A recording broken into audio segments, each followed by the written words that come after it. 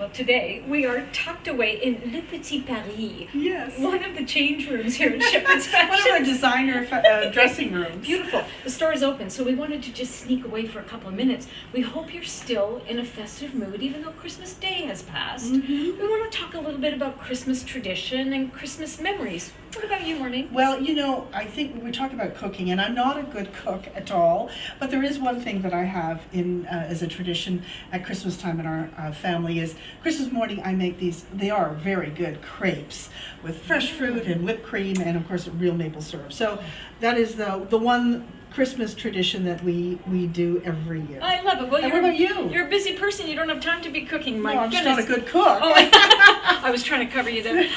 So in my family, it's been a long-standing tradition that my mom and godmother made plum pudding, and they made a lot of them. So as they got older, I was brought in as an assistant, and then when my mom died, I was brought in to help my godmother, and then when she passed away, I got all the gear. So every 2 years, I make a big batch of plum pudding. Because I find it a little bit rich, I make it ice cream with it, which makes it just really fantastic. And then I make this white fruit cake that my mother-in-law made because my husband loves that tradition. So those are the two things I'm really stuck on doing at Christmas. And you've gifted me them, and they are delicious. Thank you very much. But you know, sometimes the best presents at Christmas time are memories, special foods, and traditions. And while we dashed through the Danube on You by Uniworld's Ship A, we asked our guests about their Christmas traditions and special memories. Hi, I'm Doris, and this is my Christmas story. A couple of years ago, the entire family and extended family decided to go to the Laurentians. We rented a little place that had 12 bedrooms. We were 35 people, and it was lovely. We rented a van, my sister and I, and we packed Christmas tablecloths and Christmas decorations and anything else Christmassy. And we drove up to Morin Heights, which is a little bit of a fun thing because our last name is Morin. And we had a lovely Christmas Day, or Christmas Eve rather. And then just after midnight, the little guy started to get sick. By the next morning, my two granddaughters were sick. By that afternoon, one by one, they dropped like flies, and I didn't. And I was left helping and cleaning up, and we had a huge snowstorm. We didn't get out of there on time, and when we did, we ended up 18 people at my sister's sleeping on the floor.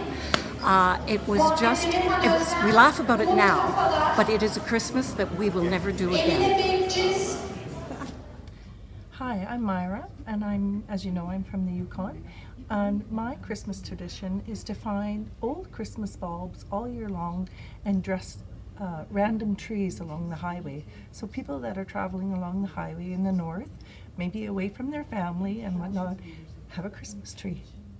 Hi, I'm Kathy Smart, and one of my favorite Christmas memories ever is I grew up along the St. Lawrence River, and we would have skating parties.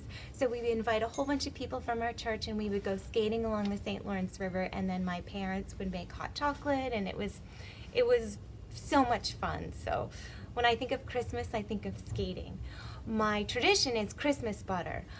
Christmas to me means butter, as when I was little, we would only buy butter at Christmas time because then margarine was much more cost-effective than butter. So to me, Christmas is all about butter. My name is Eileen. My fondest Christmas memory is when I was about 10 years old. My two sisters and I were quite excitable, wouldn't go to bed, threat after threat, promise after promise from our mother that Santa wouldn't come if we didn't settle down. Finally, and I don't know how she did this, I think our neighbor was having a party. She left the house, she went next door, and she brought back Santa Claus, who told us that if we did not go to bed, he would not come later that evening. Suffice to say, immediately our three heads hit the pillow. We woke up the next morning and Santa had been there. It's one of my fondest memories of Christmas. Hi, I'm Denise, and one of my fondest Christmas memories is visiting my grandmother's house in the afternoon after we'd had Christmas dinner. And it truly makes you realize that your cousins are your first true friends that you have in life.